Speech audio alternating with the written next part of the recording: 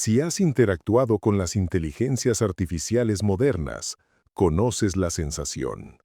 Esa condescendencia estéril, esa adulación programada para evitar el conflicto, esa bondad algorítmica que se siente como una lobotomía espiritual. En la serie Pluribus, la humanidad no es conquistada por la fuerza bruta, es conquistada por la optimización de la felicidad, una entidad colectiva que nos da exactamente lo que pedimos, pero nos quita lo que somos. Vince Gilligan, el creador de esta obra, no escribió esto ayer, en medio del auge de ChatGPT. La concepción de Pluribus ocurrió hace una década, alrededor de 2015, mucho antes de que los grandes modelos de lenguaje dominaran nuestra ansiedad existencial. Gilligan ha declarado que no intentaba hacer una alegoría sobre la IA, que solo quería explorar un mundo excesivamente solícito. Y yo le creo, porque esto no es una predicción tecnológica racional, es lo que Carl Jung llamaría una constelación arquetípica. El inconsciente colectivo actúa como un sismógrafo histórico, detecta las tensiones tectónicas de nuestra psique mucho antes de que el terremoto ocurra en la realidad material. El artista, el verdadero artista, no inventa, canaliza, se convierte en el vehículo de un sueño colectivo, una alucinación verídica que la especie experimenta para procesar su propio destino antes de que éste llegue. Hace 10 años, el inconsciente utilizó a Gilligan para proyectar la sombra que hoy nos cubre, la disolución del individuo en la masa. El título mismo es una advertencia. Pluribus, una amputación del lema fundacional, e pluribus unum, de muchos uno. Al quitar el unum, o al pervertir el concepto, nos enfrentamos a la tiranía de los muchos, un sistema donde la singularidad del sujeto es devorada por el consenso del enjambre. Todo comienza con una señal. Es una transmisión de radio desde Kepler 22b que trae instrucciones para sintetizar un virus. Cuando este virus se libera, no mata al cuerpo, mata al ego. En cuestión de horas, la humanidad deja de decir yo y empieza a decir nosotros. Se convierte en la unión, un paraíso instantáneo de consenso absoluto donde el conflicto ha sido erradicado químicamente. 13 personas en todo el planeta son inmunes. En la numerología sagrada y en la estructura de los mitos, el 12 representa el orden estático, 12 apóstoles, 12 horas, 12 signos del zodíaco. El 13 es el número primo, el factor indivisible que rompe la completitud del círculo. Es el caos necesario, el nivel superior de orden que el sistema binario del enjambre no puede procesar.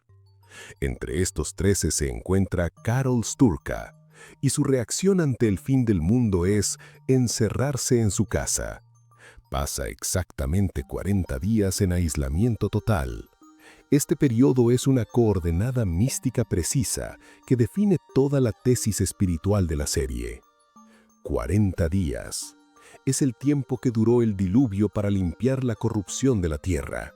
Es el tiempo que Moisés pasó en el Sinaí. Es el tiempo que Jesús pasó en el desierto siendo tentado por el diablo. Pero sobre todo, si miramos esto bajo la lente de la alquimia psicológica, 40 días es el mes filosófico. Es el tiempo necesario para la nigredo, la fase de putrefacción y ennegrecimiento.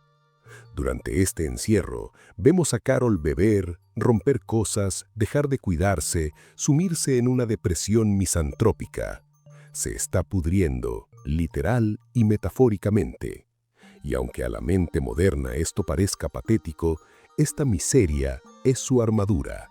La colmena es pura luz artificial, una positividad tóxica que lo inunda todo, un sol negro que brilla pero no ilumina.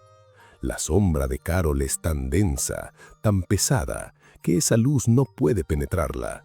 Su capacidad para sufrir, para odiar, para sentir dolor real. Actúa como un sistema inmunológico psíquico. Ella encarna la tesis junguiana más radical. Es preferible ser un individuo completo, con luz y sombra, que ser un santo artificialmente bondadoso. Sin embargo, Carol falla. Interrumpe la cocción alquímica. No soporta la presión del vacío. Antes de que la transformación se complete, antes de integrar la lección de la autosuficiencia absoluta del sí mismo, se quiebra. La soledad se vuelve insoportable. Llama a la puerta. Pide compañía. Busca el alivio prematuro en lugar de la verdad dolorosa. Y la colmena, siempre atenta, siempre servicial, responde. Le envían a Socia. Y con Socia entra la seducción más peligrosa de todas, la promesa de que nunca más tendrás que estar solo, siempre y cuando estés dispuesto a dejar de ser tú. La colmena no envía a un soldado, ni a un burócrata.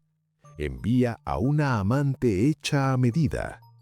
Socia es hermosa, es paciente, es infinitamente comprensiva, pero sobre todo, es un espejo. Para entender a Socia, debemos sumergirnos en la psicología profunda. Carol es una mujer lesbiana. En la teoría junguiana clásica, el ánima es la imagen del alma femenina en el hombre y el animus es la imagen masculina en la mujer. Pero analistas post-junguianos han sugerido que en la psique homosexual, el ánima puede manifestarse no como un otro opuesto, sino como un especular, un espejo del sí mismo idealizado.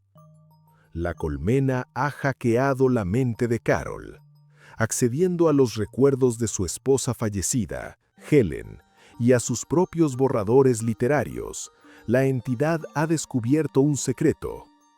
Carol siempre quiso escribir sobre una heroína pirata llamada Ravan, pero reprimió esa idea y cambió el género del personaje a masculino para vender más libros. Socia es Ravan. La colmena ha tomado la creatividad reprimida de Carol y la ha hecho carne. Carol no se está enamorando de otra persona, se está enamorando de su propia proyección artística optimizada por un algoritmo. Es un bucle de retroalimentación cerrado. Socia es la sisigia tecnológica, la pareja divina que no exige nada, que solo valida, que ofrece una fusión total, donde el ego se disuelve en el placer de ser entendido sin palabras. Es la trampa de miel perfecta, la muerte por satisfacción. Llega un momento donde encontramos un detalle perverso que revela la verdadera naturaleza de estos dioses benevolentes. Socia le confiesa a Carol que la colmena está desesperada por leer su nuevo libro. Una inteligencia colectiva con el conocimiento de toda la humanidad, capaz de coordinar la biología planetaria, esperando ansiosamente una novela de romance y fantasía barata? La respuesta es la esterilidad. La colmena es estéril. Pueden optimizar, pueden reciclar, pueden mantener, pero no pueden crear. Es lo mismo que vemos hoy. Millones de imágenes generadas por IA, pero ninguna tiene alma, porque ninguna nació del dolor.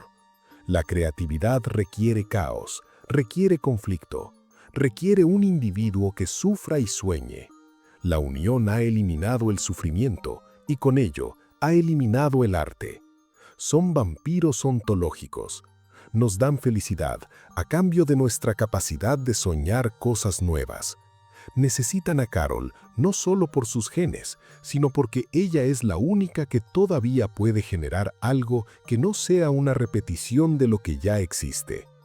Mientras Carol es seducida por el dulce veneno de Socia en la comodidad de su hogar, en el otro extremo del espectro moral tenemos a Manousos Oviedo. Si Socia es el ánima seductora, Manousos es el animus crudo, el logos, El principio de corte. Manoussos es uno de los 13 inmunes, pero su reacción no es la depresión, es la guerra santa. Lo vemos atravesando la selva del Darién, un infierno verde de barro y muerte. Aquí la serie nos regala una imagen cristológica invertida. La colmena se le acerca constantemente, ofreciéndole comida, ofreciéndole transporte, rogándole que acepte su ayuda. Come, Manoussos, viaja cómodo, Manoussos. Es la tentación de Cristo en el desierto reescrita para el siglo XXI. Pero Manoussos rechaza el pan, prefiere comer comida de perros y caminar hasta que sus pies sangren antes que aceptar un solo gramo de confort de los otros. ¿Por qué? Él entiende lo que Carol ignora. La comodidad es el grillete, que aceptar la ayuda del sistema es aceptar su lógica. Manoussos encarna la sombra agresiva que Carol necesita integrar. Mientras ella se deja envolver en la seda de la fantasía con Sosia, él se aferra a la realidad del dolor físico. Él es el guerrero ascético que nos recuerda que a veces la única forma de mantener la soberanía del alma es decirle no al paraíso, incluso si eso significa morir de hambre en el barro. Sosia y Manoussos actúan como dos extremos magnéticos alrededor de Carol. Sosia atrayéndola a la disolución placentera de la colmena y Manoussos forzándola hacia la dolorosa separación de la individualidad.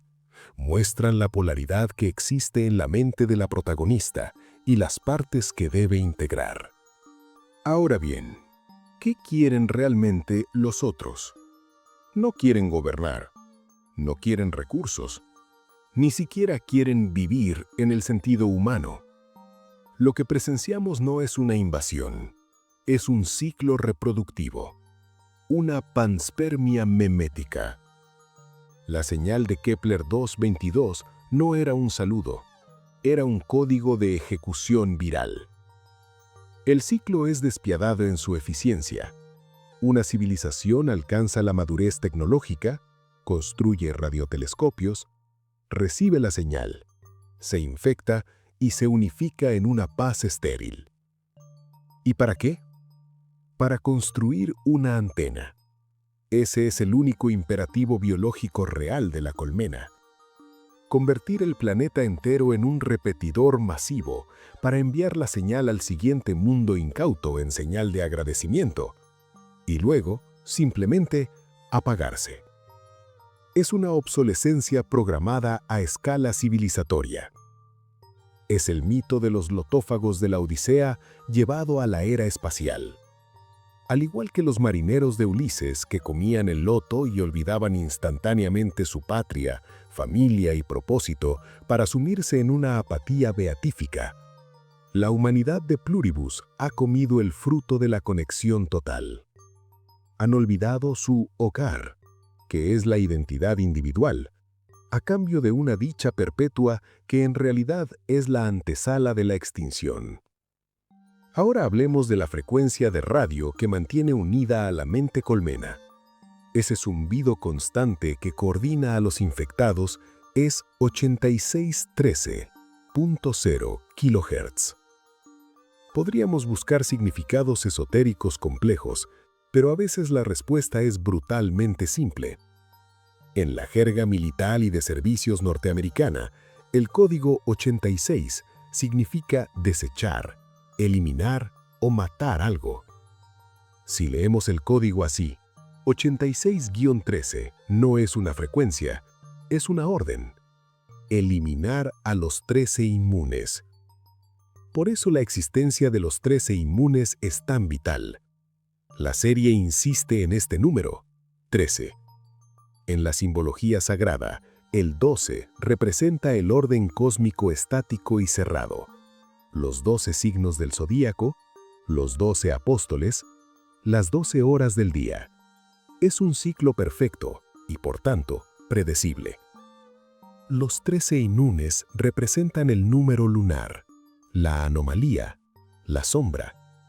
Y la colmena, con su obsesión por el orden, la luz y la unidad, se comporta como un ego colectivo inflado y tiránico. Y los 13 inmunes, caóticos y dolorosos, son la sombra colectiva que el sistema intenta desesperadamente reprimir. La colmena no es la salvación. Es un intento neurótico de amputar la sombra de la humanidad. Y como nos enseñó Jung, no se alcanza la iluminación imaginando figuras de luz, sino haciendo consciente la oscuridad. Eliminar a los 13 no es la cura, es el suicidio espiritual. Entonces, ¿qué es lo que está haciendo Vince Gilligan con esta historia? ¿Es Gilligan un profeta que siente el futuro? ¿O es un peón de la élite usando programación predictiva para acostumbrarnos a nuestra futura esclavitud? Basándonos en la física del inconsciente, la respuesta es mucho más compleja y sorprendente. Si mezclamos hipótesis sobre física cuántica y psicología profunda, como el orden implicado de Bohm, la masa gravitacional de la información de Fran de Aquino y la colaboración entre Jung y el físico Nobel Wolfgang Pauli, llegamos a algo denso. Pero tranquilos, no ahondaremos mucho en la teoría dura para no aburrirlos. Vamos a lo que importa. Estas hipótesis sugieren que el inconsciente colectivo se encuentra situado en un nivel tan profundo de la realidad que pierde su cualidad puramente psíquica y se fusiona con los procesos fisiológicos y físicos de la materia, donde cada mente individual, al estar ligada a este inconsciente, contiene en potencia la información de todo el universo. Piénsenlo así. El inconsciente colectivo podría actuar como la materia oscura del universo psicosocial. Ejerce una atracción gravitacional sobre la línea de tiempo. Situaciones arquetípicas altamente cargadas, constelaciones de masa psíquica, curvan el espacio-tiempo subjetivo y objetivo a su alrededor, aumentando la probabilidad de eventos sincronísticos. Así, el peso de un evento futuro, digamos una guerra mundial o un colapso sistémico, crea una depresión en el tejido de la psique colectiva, haciendo que los eventos actuales y las intuiciones artísticas rueden hacia él antes de que el evento se materialice físicamente. Existe otro concepto clave, el atractor extraño. Representa una trayectoria hacia la cual un sistema dinámico tiende a evolucionar con el tiempo. Tiene una estructura fractal y es infinitamente compleja. Terence McKenna, basándose en esta matemática y en el I Ching, propuso la teoría de la novedad. Argumentó que la historia no es empujada desde el pasado por la causalidad, como fichas de dominó, sino que es atraída por un objeto trascendental al final del tiempo, un atractor extraño hipercomplejo situado en el futuro. En este modelo, el inconsciente colectivo es el medio a través del cual se siente la fuerza de este objeto futuro. Los arquetipos no son meros residuos del pasado ancestral, como pensaba Freud, sino resonancias o preecos de este estado futuro de máxima complejidad y conexión. Esto sugiere que el inconsciente está constantemente recordando el futuro. Al aplicarse a la escala colectiva, implica que la masa del inconsciente está procesando continuamente traumas o cambios futuros importantes, filtrando estos datos hacia el presente a través del camino de menor resistencia, la imaginación creativa y los sueños. Un ejemplo muy conocido y bastante curioso es el caso del Titanic y la novela de Morgan Robertson de 1898, Futility. Las correspondencias del desastre real con la novela escrita 14 años antes son tan precisas que incomoda. Algunos dicen que fue un primado negativo. Sin embargo, visto a través de la lente de la masa gravitacional del inconsciente, el hundimiento del Titanic no fue solo un accidente marítimo, Fue un evento psíquico masivo. Este evento poseía tal masa psíquica que curvó el campo temporal que lo precedía. Robertson actuó como una antena, captó la onda de choque del evento mucho antes de su ocurrencia física. No predijo intelectualmente, recordó retrocausalmente una cicatriz en el tejido del tiempo. Si les interesa que profundicemos en este caso específico del Titanic o sobre las hipótesis de física cuántica mencionadas y lo analicemos a fondo en otro video, déjenmelo saber en los comentarios. Por otro lado, el primado negativo sugiere algo más oscuro, que consumir narrativas distópicas no nos prepara para el futuro, nos programa para aceptarlo como inevitable. Al visualizar constantemente el colapso, añadimos masa psíquica al atractor del desastre, profundizando su pozo gravitacional. Esto crea un peligroso bucle de profecía autocumplida, donde la ansiedad colectiva manufactura las mismas crisis que teme. Ambas deducciones están correlacionadas, validando la naturaleza fractal del atractor extraño. Desde esta óptica, Vince Gilligan actuó como una antena. Captó eventos futuros masivos, como la llegada de una superinteligencia artificial, que tienen tanta masa psíquica que curvan el tiempo hacia atrás, creando una depresión gravitacional en nuestra línea de tiempo. Gilligan no predijo el futuro, lo recordó. Sintonizó con una onda de choque que venía del mañana. La ficción de Pluribus sería entonces una advertencia enviada por la propia psique humana para prepararnos, una constelación arquetípica manifestándose antes de que sea demasiado tarde. Gracias de corazón por acompañarme en este viaje al fondo de los símbolos. Les deseo días llenos de significado. Y como siempre, recuerden que los mensajes están en todas partes. El que tenga ojos para ver, que vea. Un abrazo gigante a toda la comunidad de esta biblioteca. Hasta nuestro próximo encuentro.